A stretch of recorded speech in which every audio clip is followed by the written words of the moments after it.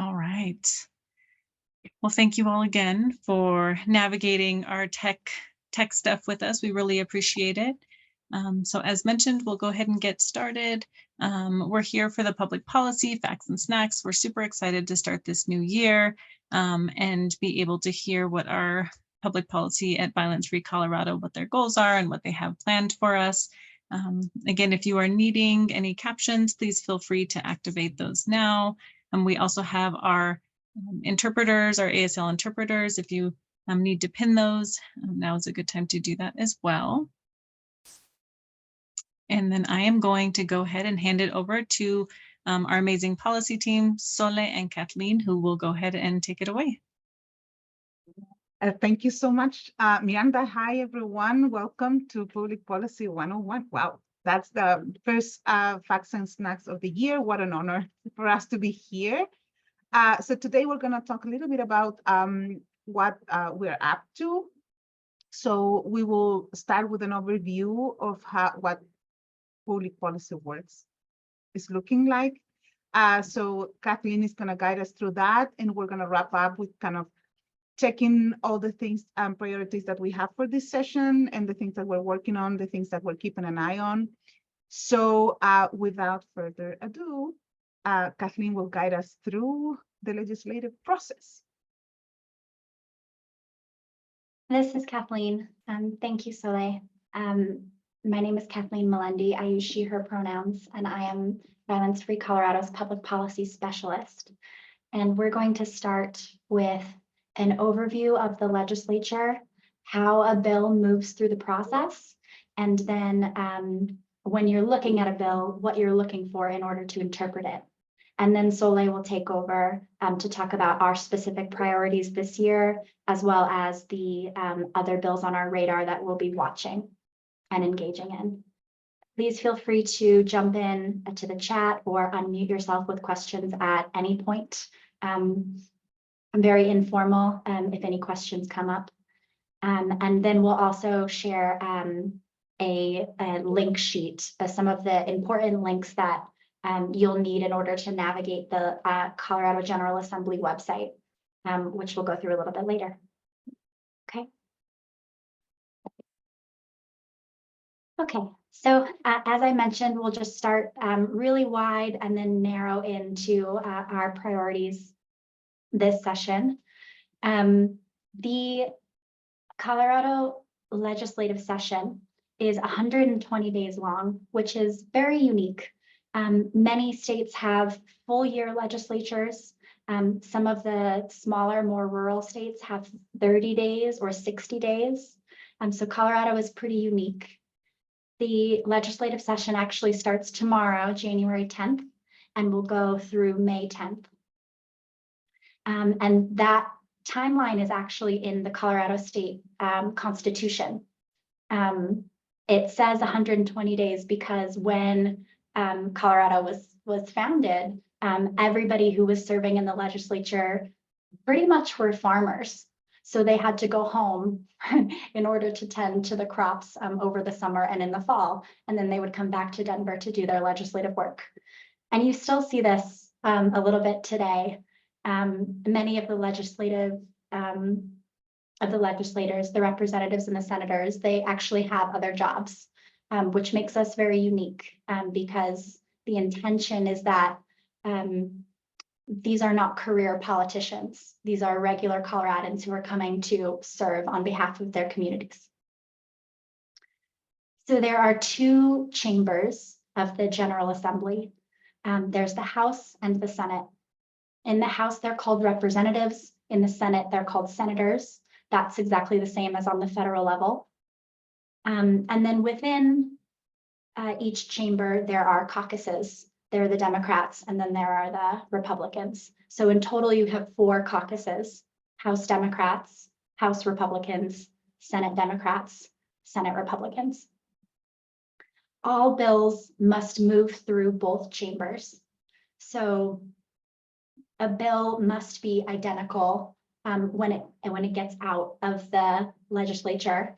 In order for it to become law, the House and the Senate have to have passed the exact same version.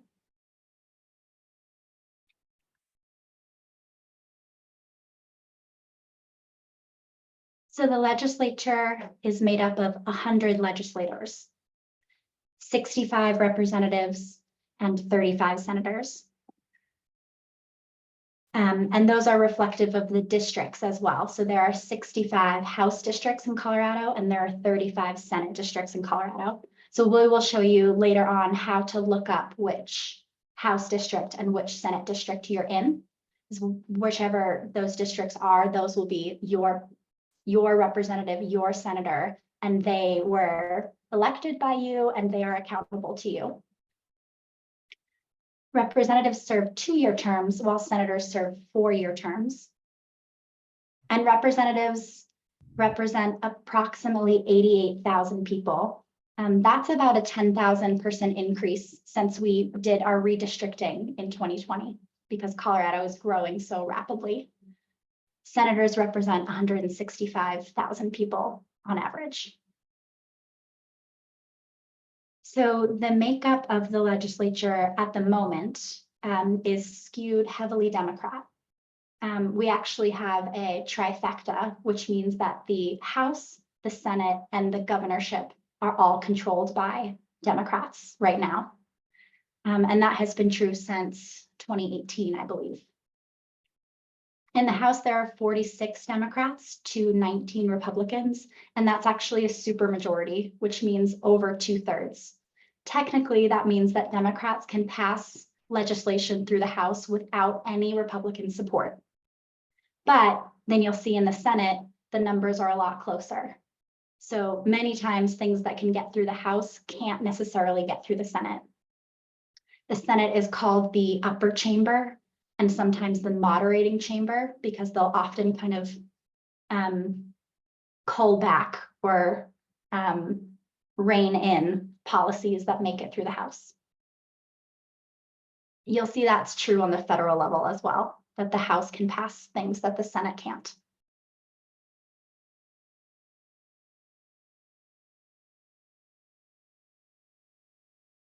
So the legislative process is unique to each state. The bill process begins when a legislator makes a request to OLLS, which is the Office of Legislative Legal Services. You'll probably know them as bill drafters. And a bill idea can come from anywhere. It can come from the legislator, it can come from the governor, it can come from stakeholders like us. But the legislators themselves are the only people that are allowed to, it's called pull a title or pull a bill. Once a drafter is assigned, that drafter follows the bill throughout the entire process, and they do all of the writing on the bill, including any amendments, and they follow it to the second chamber as well. So every legislator in Colorado is entitled to 5 bills per session. Anything beyond that is approved by leadership. So you will see legislators that have 20 bills, and that's because they submitted 15 bills to be approved above their 5 bill limit. But leadership, which is the speaker and the majority leader in both chambers, always have the discretion not to approve new bills. So the first 5 bills are generally introduced pretty quickly in the month of January, definitely, maybe a couple into February. And then anything that's introduced after that point is typically called a late bill. And again, it's just, there's not a big difference except that leadership can hold the gates on what is approved and what's not. Each bill has 1 or 2 co-prime sponsors from each chamber. So we'll look at a bill in a bit so you can see what that looks like. But there is a difference between the legislator who is running the bill as opposed to the legislators who sign on and support. And that's not always very clear to people. So when we're thinking about trying to find bills that are important to us and the topics that we might be interested in following, and then maybe we want to educate folks on what the bill will do, it's probably makes sense to go to the co-prime sponsors and advocate as opposed to the people that just are sponsoring it, signed on their support, but it's not their bill. And then each bill is given a number in the order that it's introduced. So the first bill in the House this year will be HB, that's House Bill 24 for 2024, and then 1001. And the next one will be 1002 and 1003, all the way up to, there are usually hundreds and hundreds of bills. So we can get into House Bill 24, 1457, for example. And in the Senate, same way, Senate Bill 24001. So we can pay attention to the first 10 bills that are introduced in each chamber are often framing bills. This is what the leadership in each chamber is saying, here's our vision for what we want the legislative session to look like and for the main things that are on Coloradans' minds. So if we were to pull, once they're introduced, House Bill 1001 through 1010, you'll probably see the main priorities of leadership and the governor, like healthcare access and making Colorado more affordable and childcare, things like that, kind of a framing.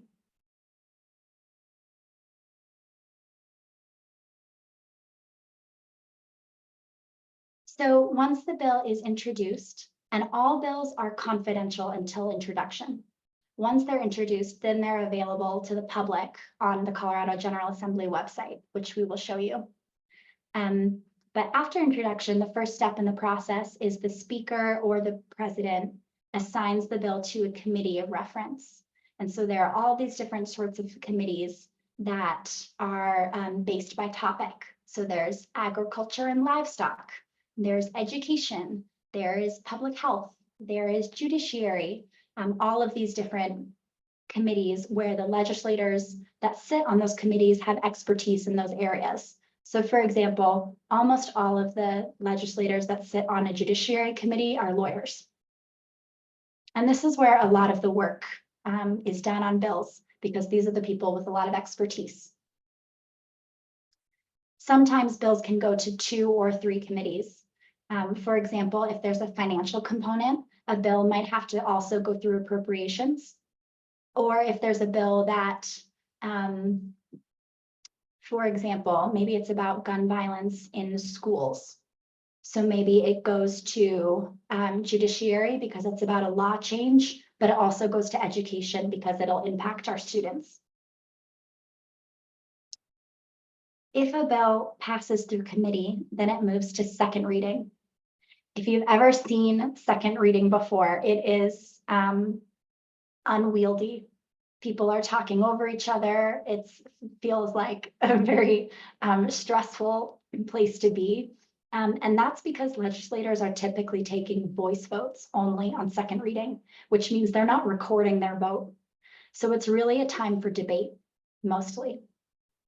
If a bill passes second reading, it moves to third reading, and third reading votes are recorded votes. And that's where you'll be able to see whether a legislator voted for or against or was excused from voting on a particular bill. If a bill passes third reading, then it goes to the second chamber and the whole process starts over again. Introduction, committee, second reading, third reading.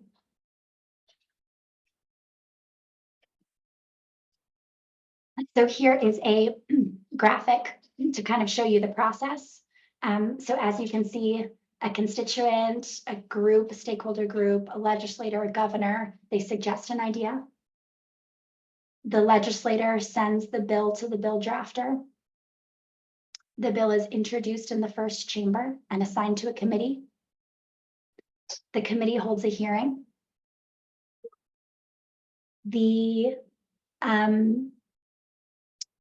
If the committee passes the bill, it goes to second reading, which is usually a voice vote. If it passes second reading, it moves to third reading, which is the recorded vote. At that point, if you follow these arrows down, the bill is passed to the second chamber and the whole thing starts over again. The thing that is tricky is that if the second chamber at any point makes any changes to the bill, it's called an amendment. If they amend the bill in any part of the process, they have to send the bill back to the first chamber. Again, because bills must be identical in one chamber and in the second. So if the second chamber, let's say it's the Senate, puts an amendment on third reading, then they pass the bill back to the House. The House will have to vote to concur or adhere or conference committee. Those are their three options. Concur is, yes, we accept your amendment. Adhere means we do not accept your amendment. Conference committee means we're going to have to get in the room and hash this out. If they can do that, excuse me, I'm sorry. If they can hash out a agreement or they concur, then they move the bill to the governor. And the governor then has 10 days during session to sign, not sign, or veto a bill. At the last day of session, the clock actually extends to 30 days. And that's how much time he has to sign, not sign, or veto a bill. Not signing is an interesting piece of this puzzle where the bill still becomes a law, but it's just without the governor's endorsement. Typically, the legislature passes between 300 and 500 bills per year. The governor typically vetoes maybe about 3 to 5 bills.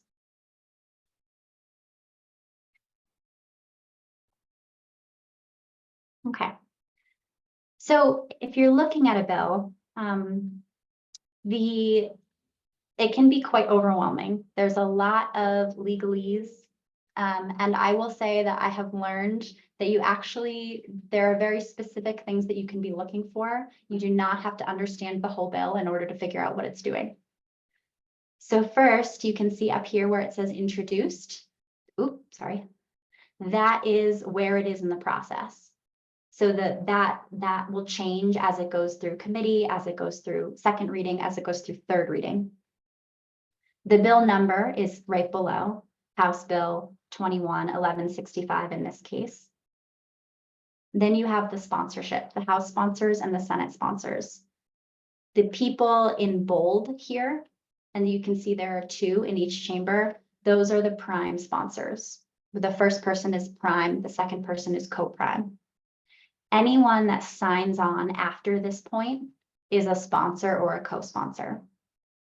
So if you're looking at whose bill is this, it's the 2 people at the beginning whose names are bolded. Then you'll see the committee assignment. So once a bill is introduced, it's assigned to a committee. In this case, it was assigned to judiciary. Let's say it moves through the process and passes through the House. Then once it makes it to the Senate will assign it to another committee, usually also judiciary. And you'll see the judiciary stamp come in here too. Then this part, concerning, all bills start with concerning. And this is the title of the bill. And something that's important about Colorado is that there is a single title rule, which means a bill can't cover many topics. You can't have a bill that says supporting preschool education and K through 12 education.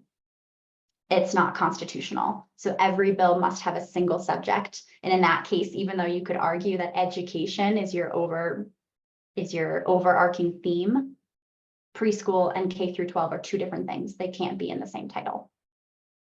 We also try to keep our titles as narrow as possible because the broader they are, the more amendments that can be put on. And sometimes those amendments can be harmful.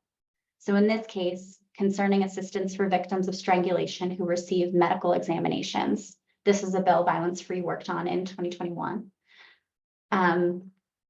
It's pretty narrow. You can't put an amendment on here for victims of all sorts of crime. You can't put an amendment on here that's related to crime victims that is not regarding those who receive medical examinations. So it is as narrow as it can be.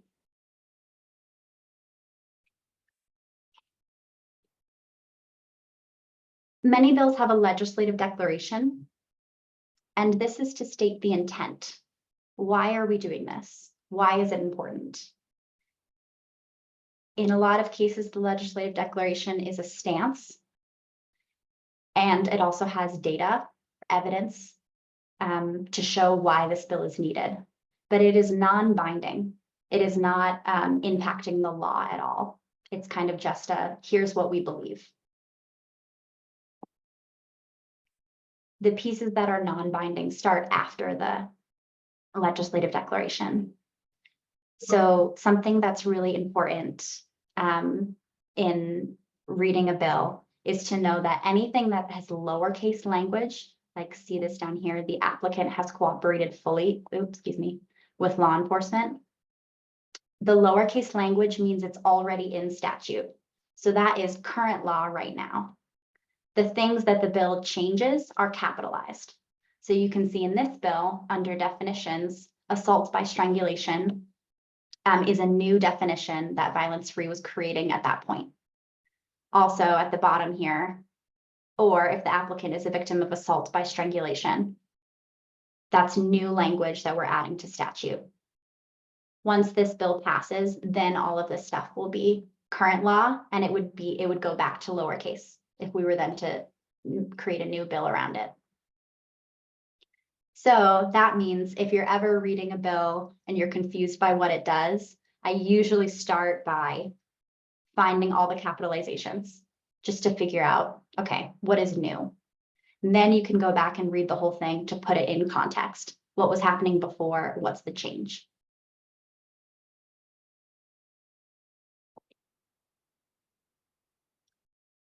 Also, if we're removing language, there's a strike through. So that pursuant to the provision of this article, for example, was previous language that we're now cutting. And those are really the key things. You're looking for what's cut and you're looking for what's capitalized in order to determine the difference, what this bill is trying to accomplish. You can also always look up these numbers here, 13-14-105.5. That is the statute. That's the citation. And you can just Google that, Colorado, and then insert that number, and then you'll get all of the current statute. And that can help just to kind of ground yourself in the context of what this bill is doing.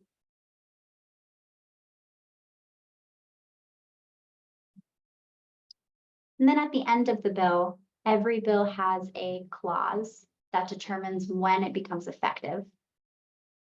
Most bills have a petition clause, which means that they are effective 90 days after the adjournment of the General Assembly, which is in May. So usually August is when bills become effective. Unless there's a safety clause. And a safety clause, this bottom part here, is when the General Assembly has determined that this bill is needed immediately for health and safety of Coloradans. So a lot of things related to safety, health, things like that will have a safety clause. But it is harder because it means implementation must happen immediately, which is challenging for all of the people who then have to, in the departments that have to stand up whatever the bill is doing.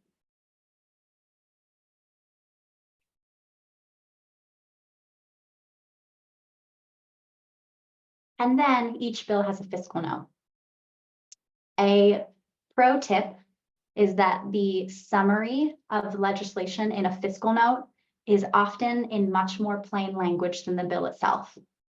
If you're trying to figure out what a bill does, go to the fiscal note and read that summary because it's not in the same legalese that the bill has to be. So you can see here, this bill has no fiscal impact, no appropriation is required, which means it's not going to cost the state or counties or local government any additional money. If this bill did have an appropriation, you would see a table of how much money and where that money is coming from. Is it coming from the state? Is it coming from local governments? Is it coming from increased taxes? Things like that. And typically, the Colorado legislature does not have a whole lot of money. So bills with a big fiscal impact that costs millions and millions of dollars are much more likely not to get through the process because then that money takes away from the pool and we don't have money for anything else. So it's always our goal to make our bills as cheap as possible, which we did successfully in this bill. Okay, so I'm going to turn it over to Soledad to talk about our policy priorities, and then we will wrap it up with some of the links on the General Assembly website for how you can follow along.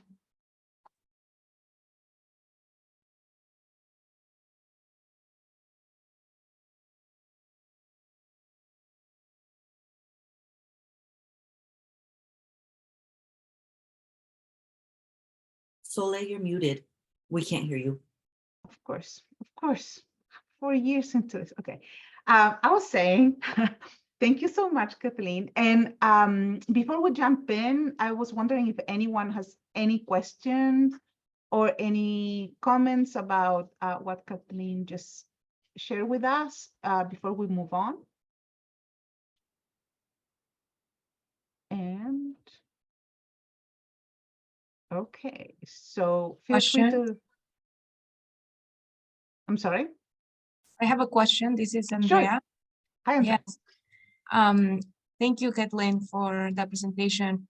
As you were sharing about the process of the amendments, right? When amendments are to the preposition, I wonder if you can perhaps speak about the importance of people going to testify and how that is so important for the representative and the senators to shift their vote and to really hear the people and those who are the community who they're serving eventually, how important their testimony is in order for those votes to really represent what the people are looking for.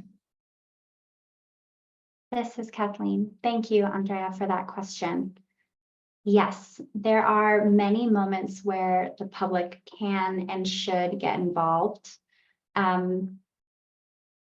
Oftentimes, actually, one of the best ways to get involved is before the committee hearing happens. If we can let legislators know how we're feeling as constituents about the bills that are coming before their committee, that will help inform their decision before we even get there. And that can be done through phone calls, through emails, through in-person meetings. And then there's typically a public testimony, a part of every committee hearing as well. And this is one of the key ways that constituents can get involved.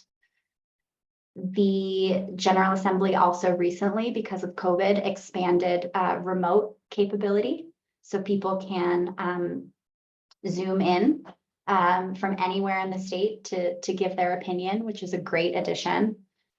They can also submit written testimony if they're not comfortable talking in front of a legislator, or they can go to the Capitol, sit in the audience, put their name on the list, and then wait to be called up and give their statement in person.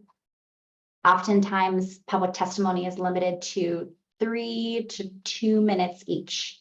So it's a very brief, what do you think about this bill? And it is really impactful, especially if a whole bunch of people show up in support or against something. It is challenging for representatives and senators to not take that into account when they make their vote. And so committee hearing is really right before and then during the committee is the biggest place that we can make our impact as constituents.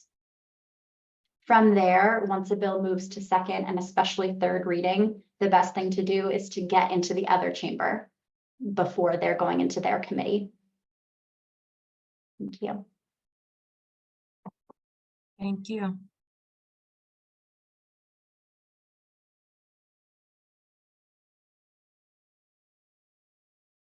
This is Sole. Okay, so we're gonna move on to our policy priorities for 2024. And I would like to share that our first priority in this session is securing funding for our community-based programs. And this basically means that we are working on VOCA and securing VOCA funding. So this is a big challenge this year. VOCA is, the Victims of Crime Act, and we receive funding is federal money that we have a formula that distribute that money to each state. And that money have ranged from $4.5 billion in 2018 to 1.9 billion in 2023. So we can see a huge cut in these amounts of money to be distributed among the states. And we are foreseeing about a 50% cut in our VOCA funding. VOCA funding is mostly used by community-based organizations to pay for staff. The way that that money can be spent is very limited, and usually covers staffing, right? So just on a note of example, and I'm looking to the side because that's where my screen is. Colorado is set to receive $13.8 million in 2024. In 2023, Colorado received $23.4 million. So that is a huge cut. We're working in every single front to secure VOCA funding and to find ways to compensate for that loss. So that is one of our first priority. We're working with COVA, Colorado Victims Assistance Program, and with CCASA, and we're partnering in several levels, and we're going to share a little bit about a couple of things coming up. And we're working together because this VOCA funding comes to serve all victims of crime, and we are a big part of that. So that is one of our most important priorities this session. The second one is that we are working on the civil protection order processes. And we are tackling, there was a modification statute done a couple of years ago, and now we're working very closely with advocate and attorneys that work directly with survivors to kind of fix those things that are not actually working properly in the process of filing a civil protection order. On that realm, we are running this bill with Majority Leader Duran, and we're very, very involved in this one. And what we're looking, main topics on this bill are, I don't want to say clean, I want to say updating definitions. So we're working on updating definitions of sexual assault, sexual abuse, and we're broadening that to sexual violence. We're redefining intimate partner violence. We're kind of looking at the definition of coercive control. We're looking at stalking. We're really updating the definition of stalking, kind of broadening those concepts to the experience of the survivors rather than like very specific acts that a perpetrator can commit. The other thing that this bill does is that it reduces reasons for which a protection order can be denied based on a respondent not appearing in the permanent protection order hearing. We're setting timeline for when a permanent protection order is not granted, but a temporary is extended for a year. So we're kind of giving structure to that. So we have the survivor can have more certainties at the time of getting those temporary protection order continued. So that is very important.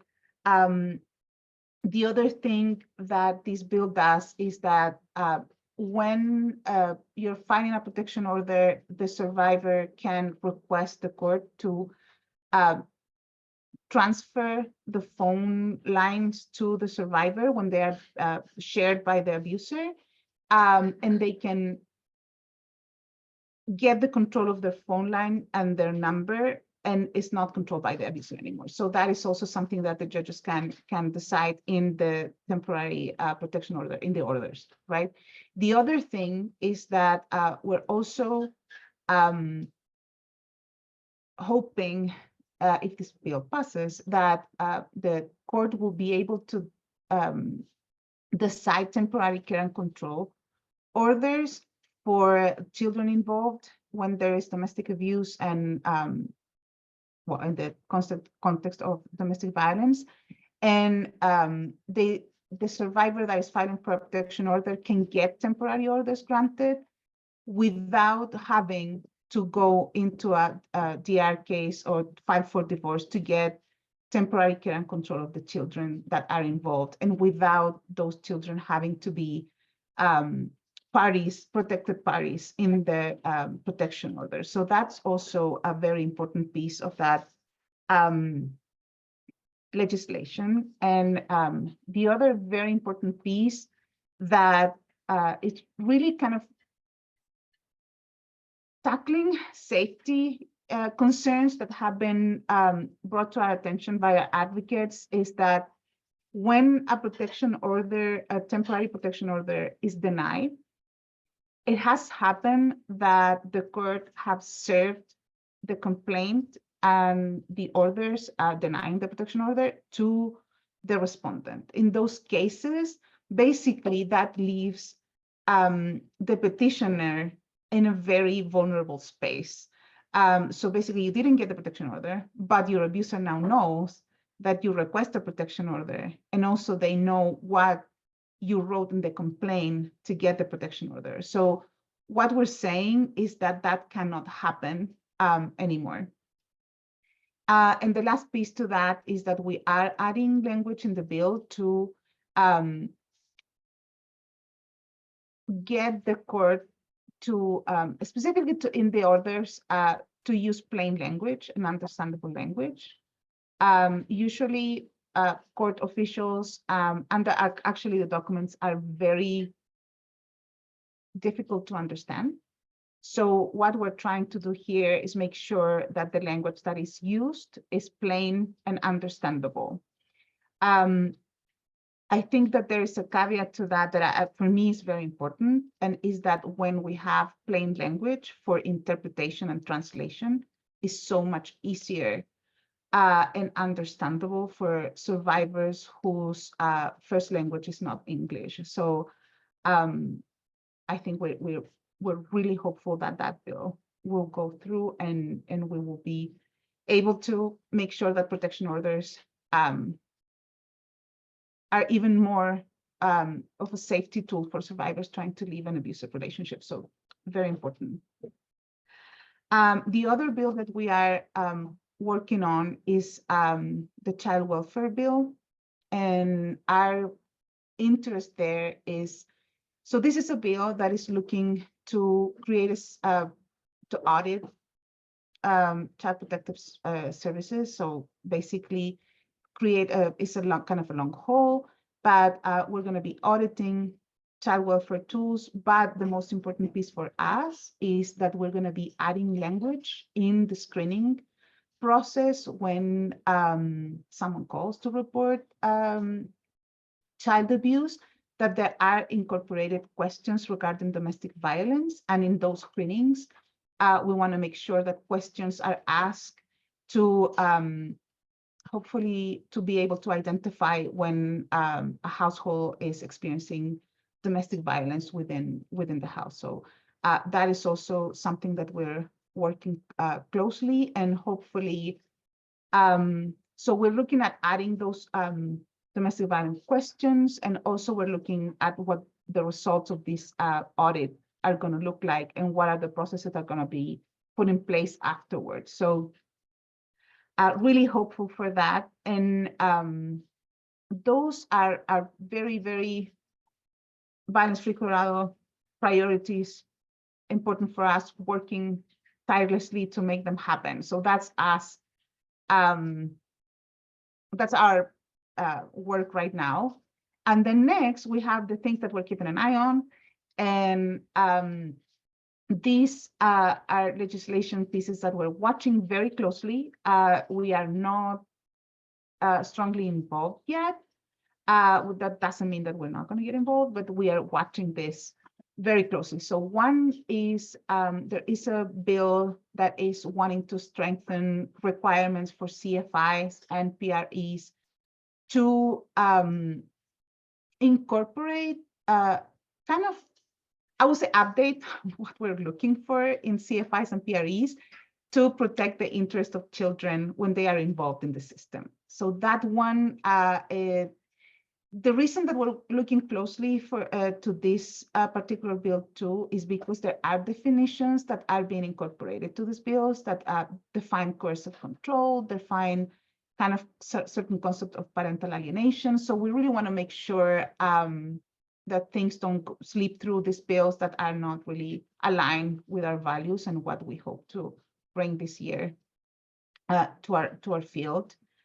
The other piece of legislation that we're following closely, and this is being sponsored by CICASA, is really this piece of bill that is addressing technology abuse, technology facilitated abuse. And I'm sorry, I got distracted from my dog, so sorry about that. But anyway, so that legislation is focusing on abuse happening with artificial intelligence, more specifically.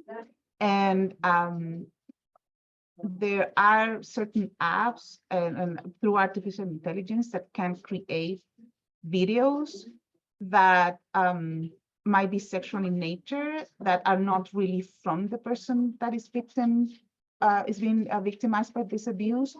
And so we're really looking into new territory and how that can be, artificial intelligence can be used by abusers, and how we can address as much as we can what the technology is bringing us. The other piece of legislation that we're watching really closely, and this is big work for us, is making is a bill that is bringing restorative justice processes into criminal cases. Before, these were domestic violence and sexual assault cases were outside of the restorative justice processes, and now there is kind of, we're opening a door for making restorative justice processes available for survivors of DV, and we really want to keep an eye on that, and in the sense of that we want to make sure that it's safe for survivors and what that restorative justice processes will look like.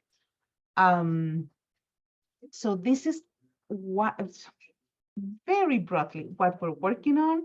Welcoming any questions and kind of going deeper into any of these topics. And we're going to be working with our public policy committee into these topics that we have mentioned.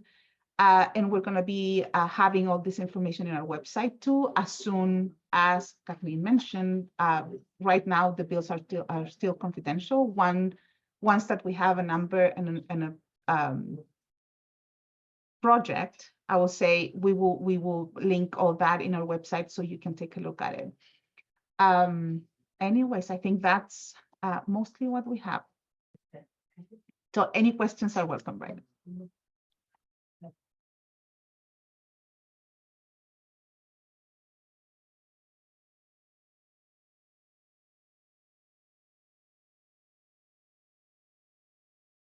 Okay, this is Soledad again. So we're either doing great or we just blew this up. I'm hoping that we did so great and no one has any questions, but I'm happy to chat. And if you have any comment, not just a question, we're happy to chat about it.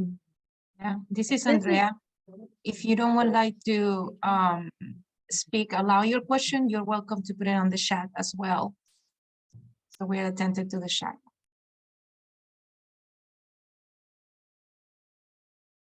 This is Jess. I just wanted to say that, especially seeing how complex it is to actually get a bill to be drafted and then go through all of the system that it has to go through. I just wanted to just kind of applaud the work that Soledad and Kathleen, you are doing. It's so amazing to see that, you know, and so I wanted to just say that it's really, really incredible to see the work that you all are doing. And the other thing that I was going to ask is, I know that Kathleen mentioned about like public testimony and things like this, but is there any way that like us as part of the coalition or that we're working, we can support these bills or even the public policy team better? Is there something that we can do as a staff or something like that? Like, that's what I was wondering. What parts of this process are we able to help support in? This is Kathleen. Thank you, Jess. Yes, we will have many opportunities for folks to get involved throughout session. As Soleil mentioned, VOCA coalition building is one of our main priorities right now. And we are starting to send out a sign-on link for organizations to sign on and support and say, yes, VOCA funding is critical for us. That way we can, as we send legislators letters, as we create fact sheets, as we're in the building advocating, we can say, look at all of these organizations in Colorado that rely on VOCA funding and will be devastated by the impact of these cuts. Andrea, if you could actually put the link to that in the chat so people can see, and we will keep sending that around through our public policy committee, through our base camps, on our website as well. We're also going to have trainings at the end of February on how to interact with legislators. One will be in English and one will be in Spanish, and that is to prepare folks for March, which is our day at the Capitol, which is when we'll bring everybody into the building to advocate for funding for community-based programs for DV, sexual assault victims of crime. So it's our work over the next couple of months to get everybody on board and then to get people ready to show up at the Capitol so that people hear our voices, they know how important this is, and then they can start in their budget process, which happens in the middle of March, to keep us in mind as they're allocating money. So more to come on that. And thank you, Andrea. I've just put in the chat the link to sign on to be on our coalition for VOCA funding. And you can determine how involved or not involved you want to be. We just ask that anyone who's signing on to the coalition has permission from their organization to do so, because we want to make sure that we're not improperly using a member organization's logo or name on something if the whole organization hasn't given us permission to do so. Any questions about that?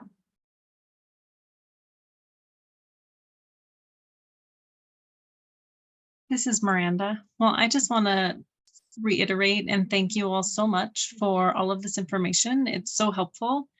Even someone who works at the coalition, it's so helpful to be able to have this, the visuals and the reiteration, because it is so complex.